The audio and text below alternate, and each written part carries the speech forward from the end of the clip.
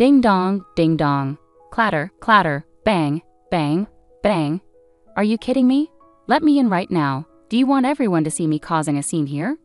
Is this how you treat your husband who's been working on Christmas and comes home to this mess? My husband was furious, pounding on the gate of my family's home. Christmas is usually a special time for us, just before the big day. I accidentally found an envelope recently that revealed my husband's betrayals. As a wife and mother, I've been living through miserable and hopeless days since then. He had been working late, he said, but really he was spending our money on his girlfriend. He barely even bought presents for our kids. I couldn't stand it anymore. I opened the door and confronted him in front of my family. And then, what? What's going on? I'm just an ordinary housewife, living with my husband and 2 children. Depending on your values, some people might spend Christmas Eve with a boyfriend or girlfriend and Christmas Day with their family. And that's how it was for me. I have a brother and a sister, and since we were young, if any of us were dating someone, we'd spend Christmas Eve with them. Our family does things a bit differently from others. We don't always celebrate Christmas on the 25th because of our jobs. Both our parents and us have work that keeps us busy even on holidays. So instead, we made our own tradition, celebrating Christmas when we all had time off during the winter break. We'd cook together, enjoy cake, and watch special year-end TV shows. As we grew up and became independent, my brother, sister, and I kept up this tradition in our own ways. A few years ago, I got married and had children of my own. At first, celebrating Christmas Eve with my husband and our child was a joyful time. But over time, our relationship changed from being romantic partners to focusing more on our family as a whole. Christmas Eve started to feel more like a routine than a special occasion. Eventually, we both agreed that our children's happiness was what mattered most at Christmas. Any discussion about what to do on Christmas Eve slowly faded away. So when my husband said, "Sorry, I might be stuck at work overnight on the 24th. The kids celebrate Christmas on the 25th, right? I'll try to be back by then," it felt like a natural progression of how our Christmas traditions had evolved. I wasn't particularly emotional when I realized my husband wouldn't be home for Christmas Eve. It was just another sign of how our relationship had changed over time. Despite this, I still love him deeply and I'm content with our life together. So I focused on preparing for our kids' Christmas alone, considering it another form of happiness. Hey, is this all the money we have for living expenses this month? Did something unusual happen with your paycheck? I hate to sound critical, but expenses always pile up at year-end. I was hoping we could stretch our budget a bit more with Christmas coming up in about a month. I was shocked to see that the money my husband gave for living expenses was significantly less than usual.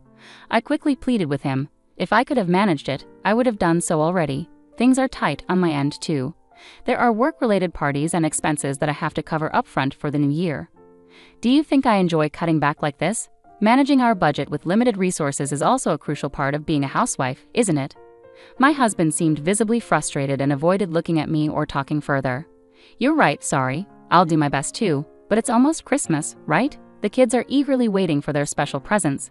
Please, for their sake, let's make this time of year special. I don't want us to not afford their gifts. In our family, there's a rule. Normally, if the kids want something, they have to explain why they need it. But for birthdays and Christmas, they can ask for anything without conditions. That's why I wanted to ensure we have enough money for them, thinking about how much they love Christmas. Honey, let's be a bit more careful with our spending. Kids, what do you want for Christmas? My husband sighed loudly and called the kids over. I want a cartoon DVD set, but I also want a picture book about trains, Dad. Which one do you think is better? Well, the book, definitely. It will help you learn to read, and you can share it with your friends at their houses. You could even read it to younger friends. You'd be such a cool big boy. I really want a new doll set so I can feed it and sleep with it, but my crayons broke recently and now I can't draw. I wonder which wish Santa will grant. I think crayons would be great, Lena. You're so talented at drawing, and I love seeing your artwork. Ask Santa for some really nice ones, even better than the ones you had before. But what about the dolls? Can't you listen to what I want? Santa only visits good children. Naughty kids who are selfish get nothing. I'll ask for crayons.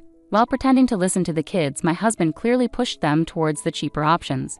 Aaron's gift can be from a used bookstore, and Lena's gift can be from the dollar store. This way, we won't have to spend extra money on Christmas. Do you think spending money is the only solution? How foolish, he sneered, making sure only I could hear him. Extra expenses? That's not saving money. My husband called our children's eagerly anticipated presents extra expenses, manipulating their innocent minds to suit his agenda. I began to deeply resent such behavior from my husband.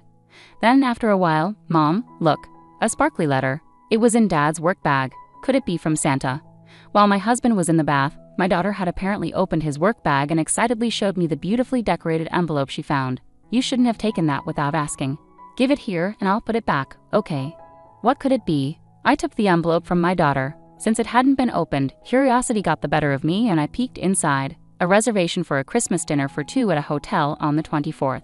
But he was supposed to be working overnight on the 24th. Several questions raced through my mind. Just then, my husband's phone made a notification sound. Startled, I glanced over at his phone. It seemed to be getting a flurry of messages in a short span of time. Normally, I wouldn't pay much attention to his phone or how often it rang, but with a sense of unease, I reached for it. What's going on? My eyes fixed on the screen. All the messages flooding my husband's phone were from someone named Nancy. Judging by the selfie that appeared to be her profile picture, she was much younger than me.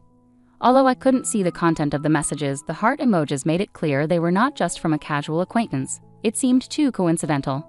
A small dark suspicion about my husband began to grow within me. Once I started doubting him, it was hard to let go of those feelings. For the next few days, I found myself sneaking peeks at my husband's phone. Those days were enough to turn my suspicions into conviction. Nancy was likely my husband's mistress, and he planned to spend the Christmas dinner with her on the 24th. He even hinted at an extra special gift for her, their excitement for each other uncontainable. To get more concrete information, I hired a private investigator. Catching my overly confident husband in the act seemed easy, and the results came back quickly. According to the investigation, Nancy was a temp at my husband's company. They had started their affair a month ago, and all the nights he told me he was working late were actually spent with Nancy. The recent drastic cut in our living expenses was likely to fund his affair with her. Clutching the investigator's report, tears of frustration overflowed. In just 1 month, my husband had come to prioritize another woman over his family. My efforts in taking care of the house, believing he was busy with work, and our children's kindness in holding back their desire to play with their father, all felt unbearably pathetic. The shock of my husband's betrayal was too significant to ignore. I didn't know what to do at first, but I have a plan of my own. I won't let this slide without a fight. Wiping away my tears, I stood up energetically and began to prepare my own special gift for my husband. On the morning of December 24th, I sent off my husband as usual, then I headed to my parents' house with the kids. Welcome. It's been so long since we've all been together like this.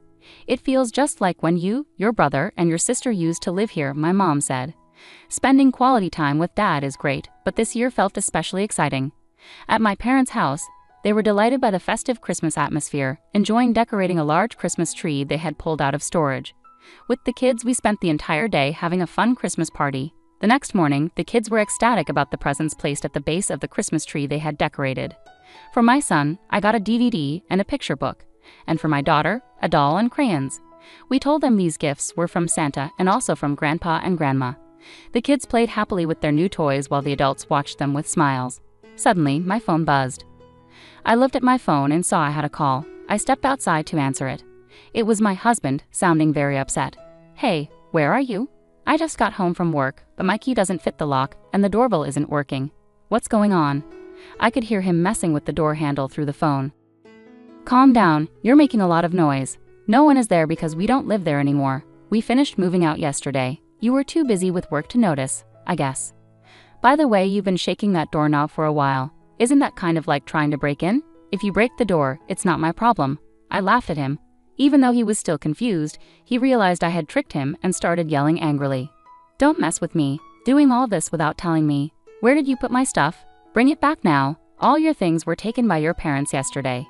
They kept apologizing to me, saying how sorry they were for what you did. Make sure to apologize to them when you get back. What? Huh? After finding out about my husband's affair, I told both our families everything. I explained how he was obsessed with a younger woman named Nancy, spending our money on her instead of on our family. He even cut down on our living expenses and the kids' Christmas gifts. He lied about working overnight just to be with her, and I decided to ask for a divorce. After I told everyone through tears, my parents, his parents, our siblings, and even the kids supported my decision. So we moved out of the house on Christmas Eve while my mother took care of the children. Our siblings also helped with the move. With everyone's help, we emptied the house quickly, which brings us to now. So everyone knows what you've done, and no one in the family is on your side. You caused this mess, and now you have to deal with it. I explained everything to my husband clearly. By the time I finished explaining everything, my husband was furious and started shouting at me. You worthless woman! Your disrespectful attitude towards me, your husband, is the real problem here. I am the precious only son, you know. Blaming others while you're no saint yourself, acting all high and mighty. My parents siding with you. Ha, you must have played the victim and cried to them. Who do you think my parents will ultimately believe, their precious son or some outsider woman? You're as foolish as ever, Hava. I'll be demanding alimony from you right away. Oh really? Then go ahead and talk to them now. Here, be my guest. Saying that, I turned on the speakerphone on my cell. Then I never thought you were such a rotten person. Are those the words of someone who has committed adultery? You are the worst. You're the shame of our family. Where did it all go wrong? May and Lars, who had been by my side during the call, unleashed their anger at my husband over the phone. Dad, Mom, why are you with her? My husband began to tremble, utterly taken aback by the unexpected rebuke from his parents. Why? Because it's Christmas. Maitline, who is back at her parents' house, invited us to spend the day with her, even though we are the parents of the man who betrayed his family. Do you understand how Maitline felt all this time? While you were betraying her, she was working hard to take care of the children on her own. We've never been so ashamed and embarrassed of you. We won't defend you unconditionally. You're an adult and made your choices. Do what you want, but don't involve us again. We refuse to be used by you. May and Lars scolded him, their voices trembling with anger. Their words made me so happy I couldn't hold back my tears. What? You're at Maitline's parents' house. Anyway, I'm coming over, so listen to my side of the story. It's unfair to only hear one side at times like these, right? You'll see who the real victim is, right, Dad? Regardless of our situation, my husband tried to win his parents over, but it was pointless. Without listening to his claims, my father-in-law hung up and turned off the phone after saying a few words to me. Then he turned off all our phones, including Maitline's, and said, "Let's go back inside. The kids are waiting for their mom." My father-in-law said this with a gentle smile, and my mother-in-law gently patted my back. We all went back inside together. We then had the most enjoyable Christmas party ever, with delicious food, cake, and the children singing and dancing. As the night went on and the children fell asleep, the adults were relaxing when the doorbell started ringing non-stop. Tension filled the room. Everyone knew who would show up uninvited at this hour. Yes, it's me. Open the door. Are you going to leave me out in the cold on a winter night? My husband not only kept pressing the doorbell but also started rattling the doorknob as if he might break it. Panic set in, and I was about to go to the door when my parents stopped me. I looked at everyone, nodded, and decided to speak to my husband through the door. Did you forget? Christmas Eve is for lovers and Christmas is for family, right? We're all having a lovely Christmas together as a family. Did you have a nice Christmas Eve with Nancy? Now that we're strangers, I don't care what happens to you today. If you don't want to sleep outside in the cold, just leave. Don't provoke me. Should I call the police? Spread rumors in the neighborhood that a cruel wife kicked out her husband for no reason. Open this door right now. No matter what I said, my husband refused to listen and continued causing a scene outside. I started feeling afraid at his persistence. Trembling, my father-in-law smoothly stood up. He exchanged glances with my mother-in-law, who also rose to follow him. My parents and I hurried to the front door with them.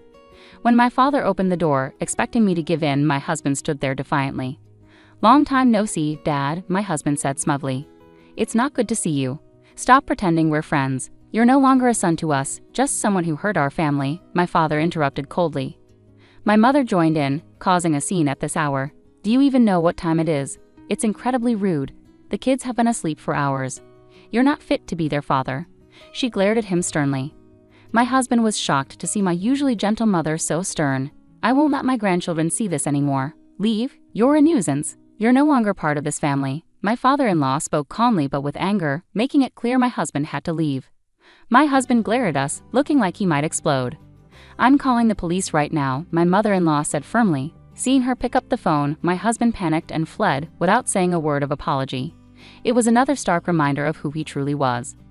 I didn't cry anymore, but I felt an emptiness inside, questioning the purpose of everything I had been through until then. "How about some warm tea, and then you can get some rest?" My mother gently touched my shoulder with a kind smile. Everyone welcomed me back with warmth and understanding.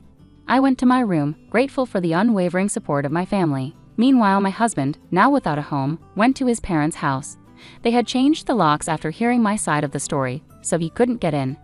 They turned him away when they returned, unwilling to let a stranger into their home. Left out in the cold, my husband finally realized the gravity of his actions and his parents' words. Now he sincerely regrets his actions and has agreed to the divorce and alimony. I had a lawyer ready just in case, but thankfully it didn't turn into a messy legal battle. After the divorce was finalized, I started a new life at my parents' house with my children. I'm focused on my work and raising my kids with the loving support of my parents. It's busy, but every day feels meaningful. Although I won't see my ex-husband again, I stay in touch with my in-laws. They're wonderful grandparents to my children and a great support to me. Even though we're no longer family on paper, I hope they'll always be part of our lives and continue to watch over the children as they grow. Do you both have everything? Let's go. Don't forget to say goodbye to Grandma and Grandpa. Bye. I silently prayed for these ordinary, peaceful days to last forever and looked forward to celebrating next Christmas together as a family, seeing my children's happy smiles.